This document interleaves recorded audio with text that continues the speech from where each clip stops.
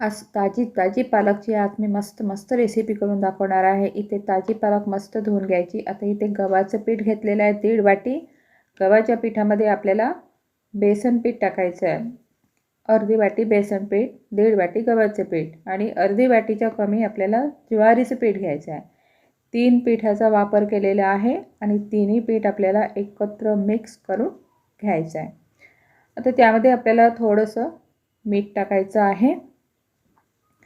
पालक आपल्याला उकळून घ्यायची आहे आणि थंड झाल्यावर मिक्सरच्या पॉटमध्ये टाकून आणि त्यामध्ये 3 मिरच्या घेतलेल्या आहे। 3 मिरच्या टाकून आपल्याला मस्त बारीक असं वाटण करून घ्यायचं आहे।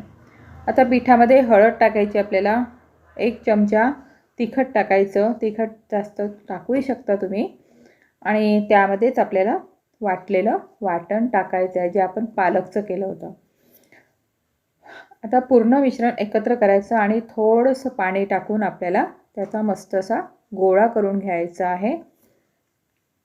लागेल तर पाणी टाकायचं, परंतु मला इथे थोडं पाणी लागलेलं आहे। पॉटमध्येच पाणी टाकायचं आणि मस्त गोळा करायचा। 10 मिनिटं रेस्ट करायला ठेवायचा आणि नंतर काय करायचे, त्याचे आपले छोटे छोटे उंडे करून ठेवायचे आणि पिठामध्ये बुडवून आपल्याला पराठा लाटून घ्यायचा आहे।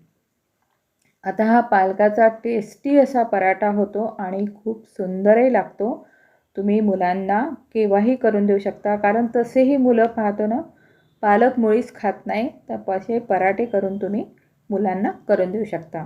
तर आपला पराठा मस्त लाटून गेलेला आहे आणि मी तव्यावरच मस्त दोन्ही साईडनी छान शेकून घ्यायचं आपल्याला आणि जसे आपण फुलके करतो ना त्याप्रमाणे मी हे पराठे केलेले आहे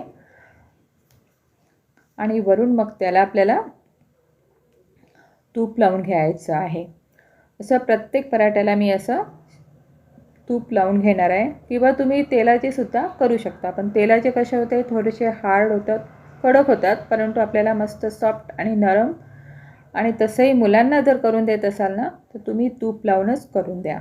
मस्त आपले टम असे फुगलेले आहे आणि आपल्याला त्याला तूप लावून घ्यायचं आहे। आता सगळे पराठे याच पद्धतीने करून घेणार आहे आणि त्याला आपल्याला तूप लावून घ्यायचं आहे।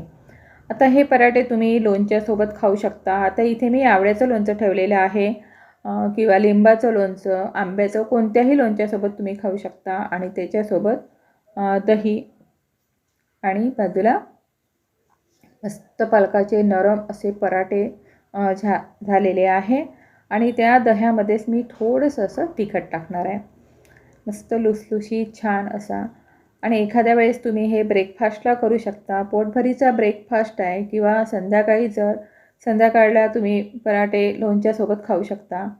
रात्री मात्र दही नाही खायचं, किंवा तुम्ही सकाळीसुद्धा करू शकता। आजचा व्हिडिओ तुम्हाला आवडला असेल नक्की लाईक करा, शेअर करा आणि सबस्क्राईब।